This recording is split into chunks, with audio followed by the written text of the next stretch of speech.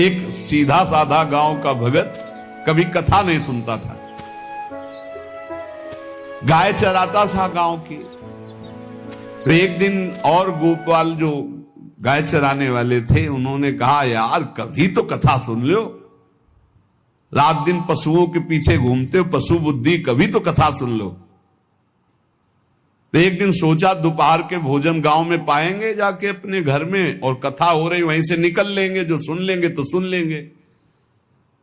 खड़े खड़े वहां चर्चा चल रही थी, जिसने मनुष्य जन्म लेकर के गुरु मंत्र नहीं लिया और नाम जब भगवान का नहीं किया, उसका जीवन मुर्दा, व्यर्थ जीवन। चला गया सुन के, और बार बार वही दिमाग में कि पंडित जी कह रहे थे गुरु मंत्र नहीं लिया और नाम जप नहीं किया तो मुर्दा जीवन। जिन हरि भगत हृदय नहीं आनी, जीवित सौ समानते प्राणी। दूसरे दिन फिर गया, कहा पंडित जी आपने कल कथा में कहा था गुरु मंत्र ले लेना चाहिए, नहीं तो जीवन मुर्दा हो जाता है, बेकार जीवन रहता है। तो देव गुरु मंत्र आप, और तो हम किसी को जानते नहीं। देखा फटा पुराना कपड़ा, डंडा लिए एक चरवाहा। उनका ऐसे थोड़ी कि तुरंत गुरु मंत्र दे दिया जाता है, आखिरी दिन कथा के मिलना फिर दे देंगे, टाल दिया। अब वो आखिरी दिन कथा के तो दिन चढ़ावा चढ़ रहा था, तो पंडित जी ने कहा जब चलें तब ले लेना गुरु मंत्र, टाल दिया।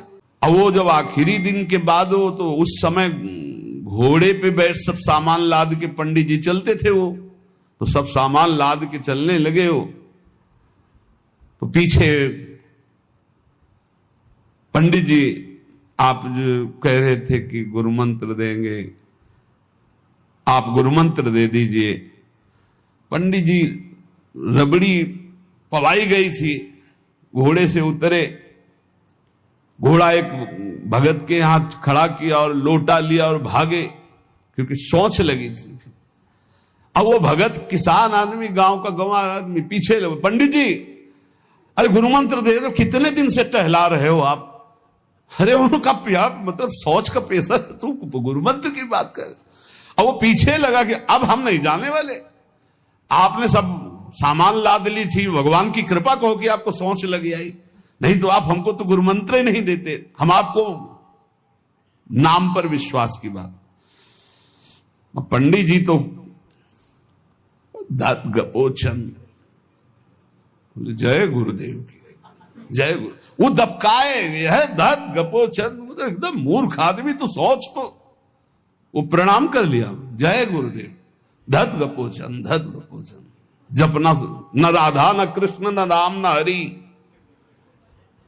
घर आया, बोले आज से गाय चराना बंद। बोले क्यों? बोले गुरु मंत्र मिल गया, अब हम भजन करेंगे, हमारा जीवन मुर्दा नहीं रहेगा, अब जीवन सार्थक रहेगा।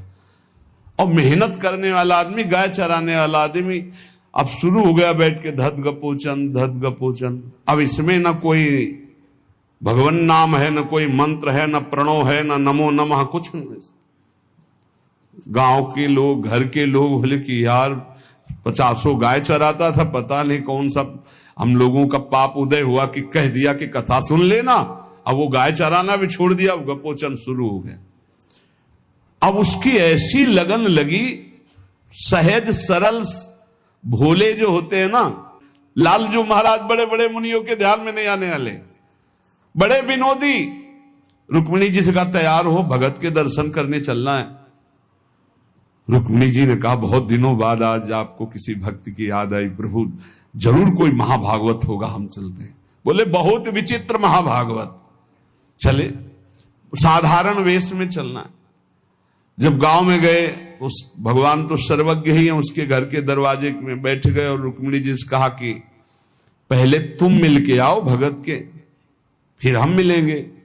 रुक्मिणी जी ने कहा हाँ ये उत्तम बात है, पहले हम उनको दर्शन दे के और दर्शन करके आती है। तो आंख मूंदे से, न खाना न पीना, धत गपोचन। रुक्मिणी जी ने कहा ये कौन सा नाम भगवान का, न विष्णु शास्त्र नाम में है, न गोपाल शास्त्र नाम में है, और कहीं हमने पढ़ा नहीं, ये कौन सा भजन कर रहा है। कहे किसका भजन कर रहे हो?